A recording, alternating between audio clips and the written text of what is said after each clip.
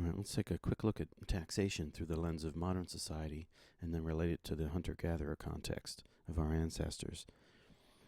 Now, just like Republicans can accuse Democratic candidates of giving political gifts in exchange for votes, Democrats can accuse Republican candidates of doing the same thing, giving political gifts in exchange for votes. In this case, lower taxation.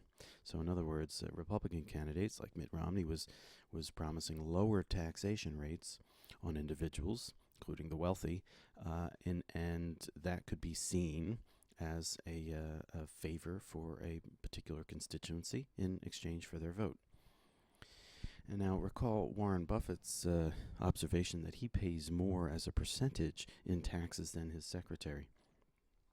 And his argument there is that government policies do impact the nature and extent of inequality in the society. Now, one defense of lower taxes on the wealthy was Milton Friedman's trickle-down theory. And the idea is that if wealthy people are allowed to keep more of their money, they will do good things in the economy with it.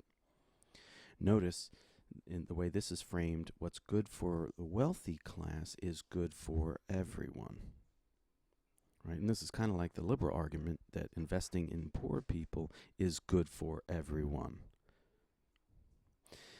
So each political team frames its recommendations as good for everyone, but each team is suspicious of the truth of the other's claim.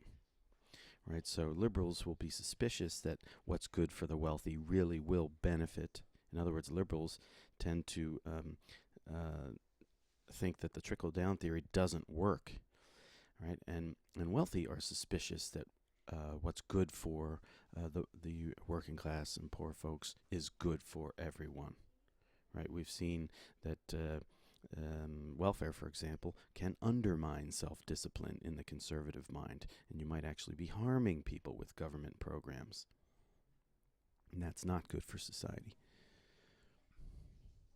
Now, taxation that funds the government, then, is like investing in a public good, right? One of the functions of government is to invest in public goods. These are things that we all enjoy, but must be paid for. Now, in the hunter-gatherer context, the public good would be the meat that is hunted. This would be a public good. It will be shared among members of the group, right? So they're all investing in the hunt, and then they're sharing the resulting resources. So in the case of taxation, to reduce taxes in a modern society, which is one of the platforms of the Republican Party, low taxes is good, would be like sort of reducing the investment in the hunting activity.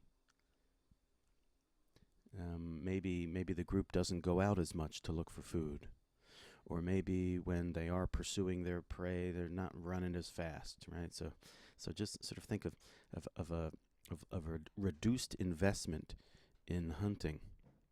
Now, who would benefit from that? Well, if there were individuals that had alternate resources, alternate food reserves, for example, then maybe, you could get away with a little less investment in the joint hunting project. But in actual hunter-gatherer groups, that doesn't work because everybody is dependent upon the continued investment in the hunting and gathering, right? So interdependence requires sustained commitment, sustained investment, so that everybody can benefit. Now, in today's society, those who are well-placed in society might conclude that their taxes could be lower because further investments in the well-being of other people are not necessary to maintain their status. In other words, this would capture the idea that there is not as much interdependence in a society like this as there is in a society like this. Now, liberals counter this argument by saying that the wealthy class is dependent on the well-being of others in the economy, if for no other reason that everybody else in the economy are consumers. They are the ones that are spending money in the economy. While the business owners might be doing well in the economy, they only do well if there are consumers of their products and services. So from this point of view, liberals argue that if you reduce the investment in people, that's short-sighted.